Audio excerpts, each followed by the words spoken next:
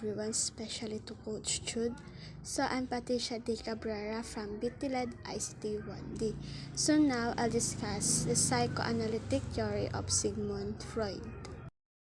Sigmund Freud's psychoanalytic theory of personality argues that human behavior is the result of the interactions among three component parts of the mind: the id, ego, and superego.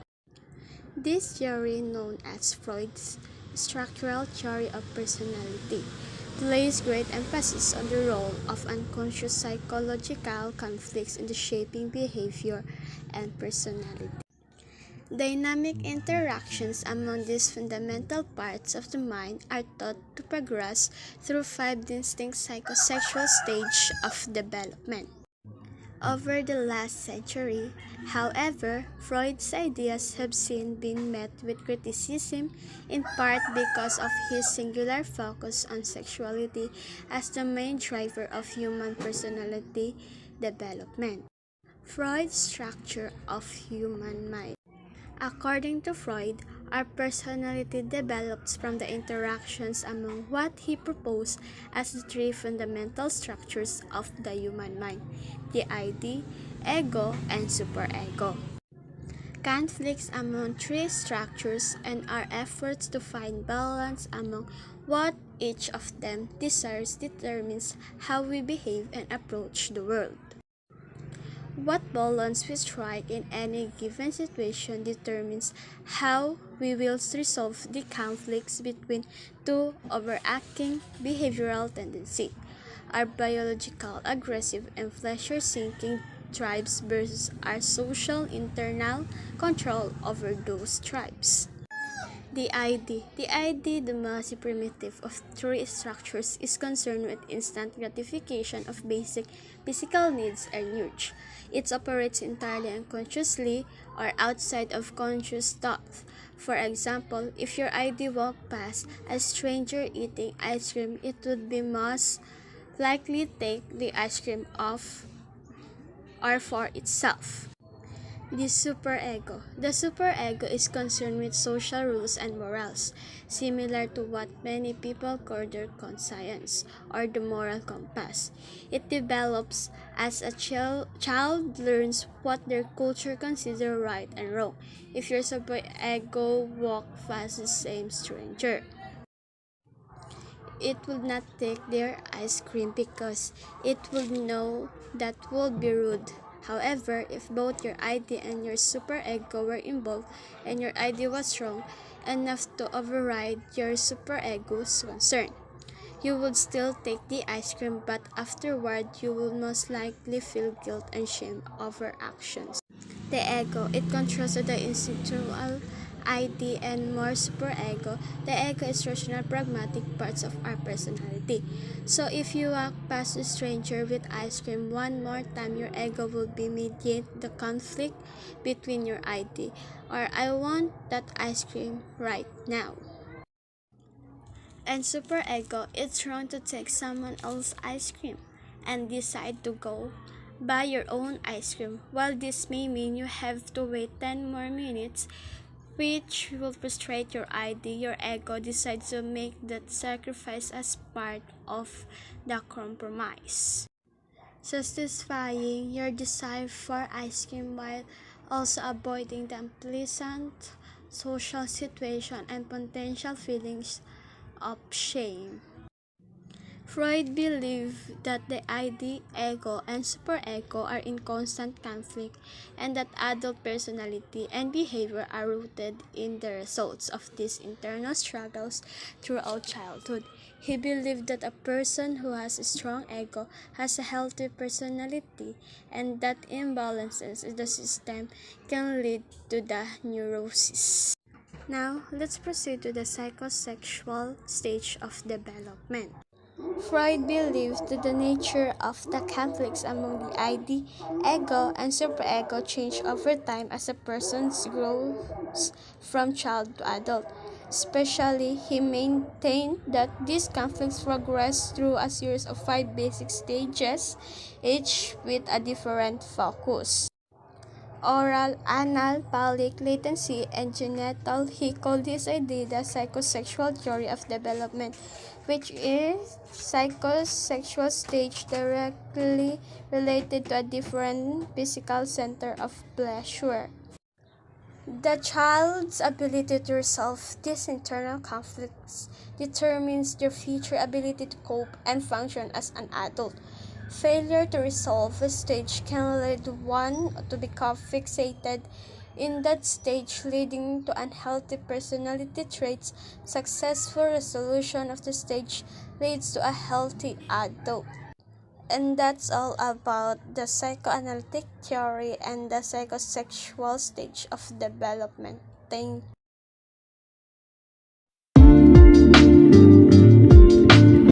So today, I'm gonna discuss the third theory, which is psychosocial development by Erik Erikson. So before that, let's define what is psychosocial development. So what is psychosocial development? So psychosocial development is just a fancy phrase that refers to how a person individual needs or psycho mess with the needs or demand of society or social. According to Erikson, a person passes through 8 development stages that build on each other. At each stage, we face a crisis. So now, let's proceed and define what is the 8 stages of psychosocial development. The first stage is infancy, birth to 18 months, basic conflict, trust versus mistrust, important events, feeding, outcome. Children develop a sense of trust when caregivers provide reliability, care, and affection. A lack of this will lead to mistrust. Second, early childhood, 2 to 3 years old, basic conflict, autonomy versus shame and doubt. Events, toilet training, outcome. Children needs to develop a sense of personal control over physical skills and a sense of independence. Success leads to feelings of autonomy. Failure results in feelings of shame and doubt. Third, preschool, 3 to 5 years old, basic conflict, initiative versus guilt. Important events, exploration, outcome. Children needs to begin asserting control and power over the environment. Success in this stage leads to sense of purpose. Children who try to exert too much power experience disapproval, resulting in a sense of guilt. Fourth, school age, 6 to 11 years old, basic conflict, industry versus inferiority, important event, school. Outcome, children needs to cope with new social and academic demands. Success leads to a sense of competence, while failure results in feelings of inferiority. Fifth, adolescents, 12 to 18 years old, basic conflict, identity versus role confusion, important events, social relationship. Outcome, teens needs to develop a sense of self and personal identity. Success leads to an ability to stay true to yourself, while failure leads to role confusion and a weak sense of self. 6. Young adulthood, 19 to 40 years old, intimacy versus isolation, relationship, events. Young adults needs to form intimate, loving relationship with other people. Success leads to strong relationship, while failure will result in loneliness and isolation. 7. Middle adulthood, 40 to 65 years old, basic conflict, generativity versus stagnation, important events, work, and parenthood. Outcome: adult needs to create or nurture things that will outlast them, often by having children or creating a positive change that benefits other people. Success leads to feeling of useful and accomplishment, while failure results in the shallow involvement in the world. And lastly, maturity, 65 to death. Basic conflict, ego integrity versus despair, important events, reflection on life. Outcome: older adults need to look back on life and feel a sense of fulfillment. Success at this stage leads to feeling of wisdom, while failure results in regrets, bitterness, and despair. A world from very well. It is important to remember that the psychosocial stage are just one theory of how personality develops. Some research may support certain aspects of this theoretical framework, but that does not mean that every aspect of the theory will be supported by evidence. The theory can, however, be a helpful way to think about some of the different conflicts and challenges that people may face as they go through their life. That's all about the psychosocial theory of Erik Erikson. That's all. Thank you.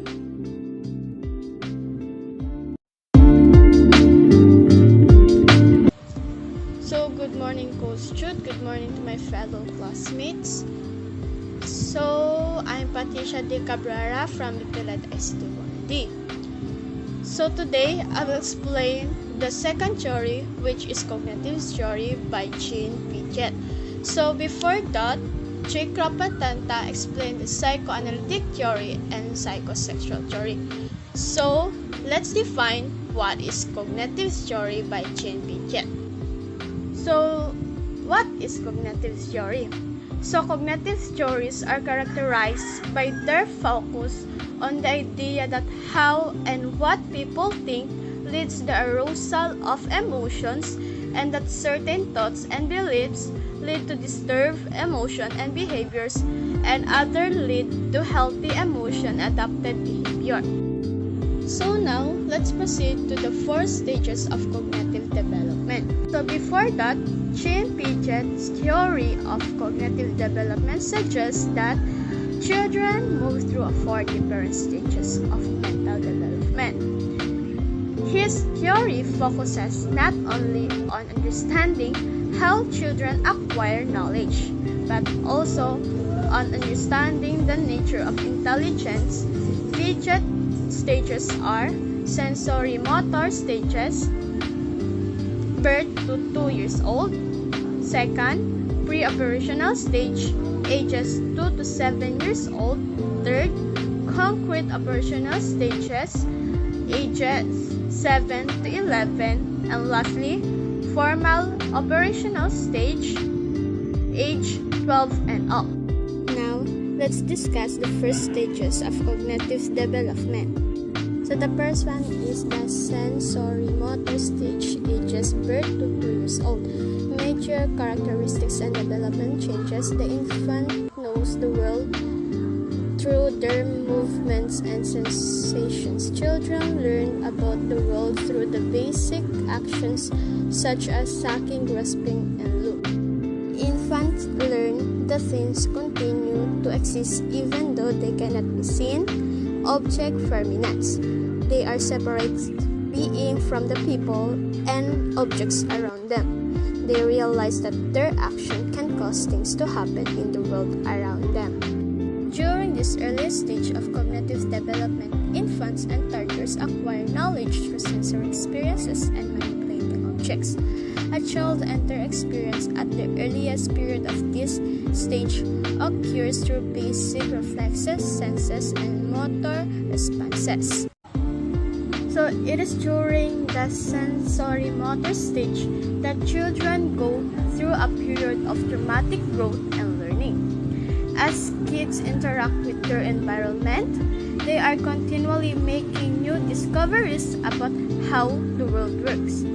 The cognitive development that occurs during these periods takes place over a relative short period of time and involves a great deal of growth. Children not only learn how to perform physical action such as crawling and walking, they also learn a great deal about language from the people with whom they interact. Piaget also broke this stage down into a number of different substages. It is during the final part of sensory-motor stage that early representational thoughts emerge. Now, let's proceed to the second stage of cognitive development. So the second one is the pre-operational stage, ages 2 to 7 years. Major characteristic and developmental changes. Children begins to think symbolically and learn to use words and pictures to represent objects. Children at this stage tend to be egocentric and struggle to see things from the perspective of others. While they are getting better with language and thinking, they still tend to think about things in very concrete terms. So the foundation of language development may have been laid during the previous stage, but it is the emergence of language that is one of the major hallmarks of the pre-operational stages of development. Concrete operational stages, ages 7 to 11 years. Major characteristic and developmental changes. During this stage, children begin to thinking logically about concrete events. They begin to understand the concept of conservation, that the amount of liquid in a short, wide cup is equal to that in a tall, skinny glass, for example. Their thinking becomes more logical and organized, but still very concrete. Children begin using inductive logic or reasoning from specific information to a general principle. While children are still very concrete and literary in their thinking, at this point in development, they become much more adept at using logic. The ecocentrism to the previous stage begins to disappear as kids become better at thinking about how other people might view a situation. So during this stage, children also become less egocentric and begin to think how other people might to think and feel. Kids in the concrete operational stage also begin to understand that their thoughts are unique to them and that not everyone else necessarily share their thoughts, feelings, and opinions. And lastly, the formal operational stage, ages 12 and up. The major characteristics and developmental changes. At this stage, the adolescent or young adult begins to think abstractly and reason about hypothetical problems. Abstract thoughts emerge. Teens begins to think more about moral, philosophical, ethical, social, and political issues that requires theoretical and abstract reasoning. Begins to use deductive logic or reason from a general principle of specific information. So the final stage of Piaget's theory involves an... Hi, I am Siti Marja H. Jan from the group of the Intimidators. So, let's discuss about what is social cultural theory. So, according to Vygotsky, Social cultural theory of human learning describes learning as a social process and the origination of human intelligence in society or culture. So the major theme of Vygotsky's in this social cultural theory is that Vygotsky theoretical framework is that social interaction plays a fundamental role in the development of cognition. So, also, Vygotsky believed everything is learned on two levels. The first one is through interaction with others, and then integrated into the individual's mental structure. So the main idea of this social cultural theory is that the ways people interact with others and the culture they live in shape their mental abilities. Vygotsky also believed that parents, relatives, peers, and society all have an important role in forming higher levels of functioning. Let's discuss about what is ecological theory. Ecological theory produced by Bronfenbrenner. So, according to him, ecological learning theory is an attempt to understand learning not just by analyzing and describing the psychological mechanisms that mediate learned behavior, but also by understanding how these mechanisms might have evolved, what selection pressures might have contributed to this evolution, and what biological function that learning serves. So, the main idea of this ecological theory is that the ecological systems theory holds that we encounter different environments throughout our lifespan that may influence our behavior in varying degrees. These systems include the microsystem, the mesosystem, the exosystem, the microsystems, and the chronosystems.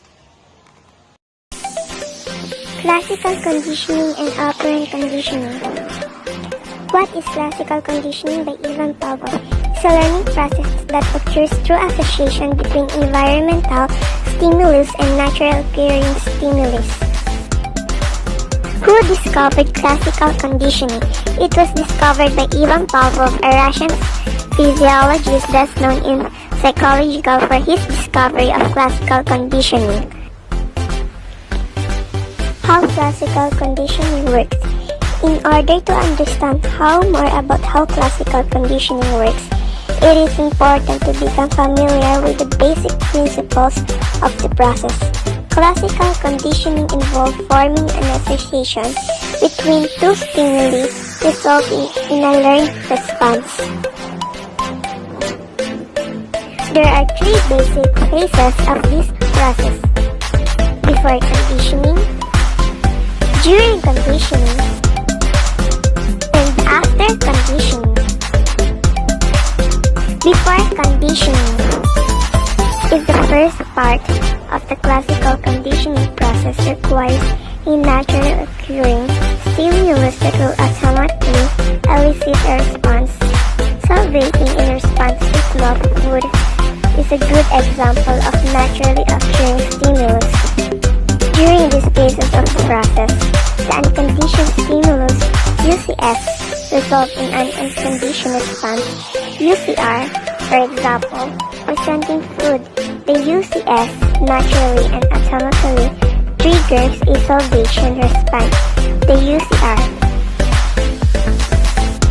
At this point, there is also a neutral stimulus that produces no effect yet. It isn't until this neutral stimulus is paired with the UCS that it will come to evoke a response. In the before conditioning phase, unconditioned stimulus is paired with unconditioned response. A neutral stimulus is then introduced. During conditioning. During the second phase of the classical conditioning process, the previously neutral stimulus is repeatedly paired with the unconditioned stimulus. As a result of this pairing, an association between the previously neutral stimulus and the UCS is formed. At this point, the once neutral stimulus becomes known as the conditioned stimulus CS, the subject has been continued to respond to this stimulus.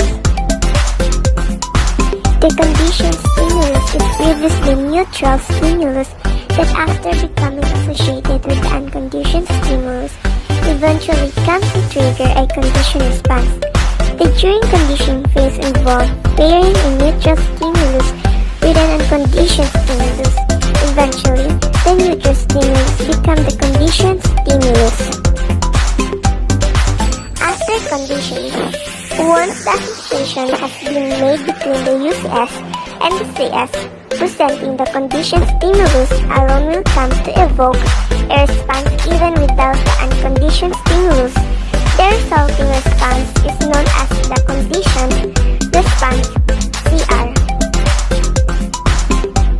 The conditioned response is the learned response to the previously neutral stimulus. In our example, the conditioned response would be feeling hungry when you heard the sounds of whistle. The after conditioning phase, the conditioned stimulus alone trigger the conditioned response. Operant conditioning. What is operant conditioning? Operant conditioning, sometimes referred to as instrumental conditioning, is a method of learning that employs rewards and punishments for behavior. Through operant conditioning, an association is made between a behavior and consequence, whether negative or positive for the behavior. For example, when lab rats press a lever when a green light is on, they receive a food pellet as a reward. When they press the lever when a red light is on, they receive a mild electric shock.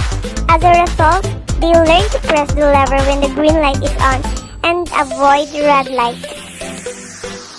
But operant conditioning is not just something that takes place in experimental setting while training lab animals.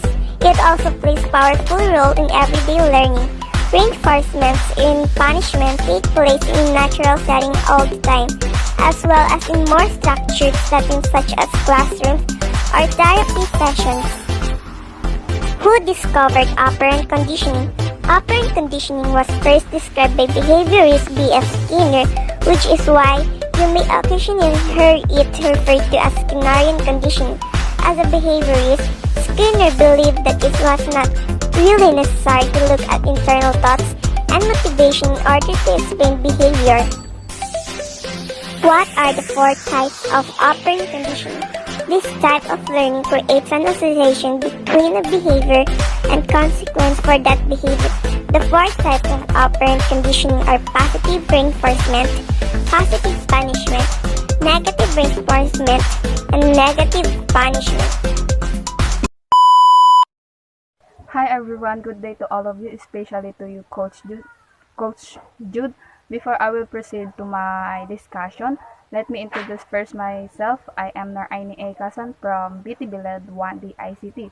So right now, I will discussing the given task to me, which is the multiple intelligence by Howard Gardner and metacognitive by John Flaber. So let's proceed now to the multiple intelligence by Howard Gardner. So according to the theory of Howard Gardner, multiple intelligence proposed that people are not born with all of the intelligence they will ever have. This theory challenges the traditional notions that there is one single type of intelligence, sometimes known as G for general intelligence, that's only focused on cognitive abilities. There are 9 types of multiple intelligence. So first is the intrapersonal, which is means understanding yourself, what you feel, and what you want. So second is the linguistic. It means finding the right words to express what you want. And the third is bodily kinesthetic, which is coordinating your mind with your body. And if we have the intrapersonal, we have also the interpersonal, which means is sensing people feelings and motivate. And five is existential, which is mean tackling the questions of why we live and why we die. And six is logical mathematics, so it means quantifying things, making hypotheses and proving them. 7 is discerning sounds, their pitch, tone, rhyme, and timbre. And the 8 is understanding, living, and reading nature, which is the naturalist. That is number 8. And the last one is spatial. So it means visualizing the word 3D. So that is the 9 multi. So so let's proceed to the next theory, which is the metacognitive by John Flower. So John Flower argues that learning is maximized when students learn to think about their thinking and consciously employ strategies to maximize their reasoning and problem-solving capabilities. A metacognitive thinker knows when and how he learns best and employ strategies to overcome barrier to learning. So this is the example of metacognitive. So that's the two theory, and thank you. Task 9, Psychosocial Theory by Erik Erikson. So the overview of psychosocial theory. So what exactly did Erikson's theory of psychosocial development entail? Much like Sigmund Freud, Erikson believes that personality develops in a series of stages. Unlike Freud's theory of psychosexual stages, however, Erikson's theory described the impact of social experience across the whole lifespan. Erikson was interested in how social interactions and relationships play a role in the development and growth of human beings. So the conflicts during each stage in Erikson's theory builds on the preceding stage and proves the way of for following. Periods of development. In each stage, Erikson's belief people experience a conflict that serves as a turning point in development. If people successfully deal with the conflict, they emerge from the stage with psychological strengths that will serve them well for the rest of their lives. If they fail to deal effectively with these conflicts, they may not develop the essential skills needed for the strong sense of them. Mastery leads to ego strength. Erikson's belief that a sense of competence motivates behavior and actions. Each stage in Erikson's theory is concerned with becoming competent in the area of life. If this stage is handled well, the person will feel a sense of mastery, which is sometimes referred to as ego strength or ego quality. If this stage is managed poorly, the person will emerge with the sense of inadequacy in that aspect of development. So that's all about background of psychosocial theory of Erik Erikson. Hello, good day. I'm going to describe each learning principles. First is psychoanalytic and psychosexual theory of Sigmund Freud. Sigmund Freud's psychoanalytic theory of personality argues that human behavior is the result of the interactions among three component parts of the mind: the id, ego, and superego. Freud's stages are called the stages of psychosexual development. According to Freud, children's pleasure-seeking urges are focused on a different area of the body, called an erogenous zone. At each of the 5 stages of development: oral, anal, phallic, latency, and genital. Cognitive theories. Cognitive theories are characterized by their focus on the idea that how and what people think leads to the arousal of emotions, and that certain thoughts and beliefs lead to disturbed emotions and behaviors, and others lead to healthy emotions and adaptive behavior. So the second one is psychosocial theory. Psychosocial theory explains changes in self-understanding, social relationships, and one's relationship to society from infancy through later life. So, Erik Erikson is the primary theorist identified with the development of psychosocial theory. The third one is social cultural theory. It's an emerged theory in psychology that looks at the important contributions that society makes to individual development. This theory stresses the interaction between developing people and the culture in which they live. The fourth one is ecological theory. It's a global perspective or meta-theory because the broad heading represents several scientific approaches that view human behavior as the result of the relationship between individuals and their environments. The fifth is classical conditioning. Classical conditioning is a form of learning whereby a conditioned stimulus becomes associated with an unrelated unconditioned stimulus.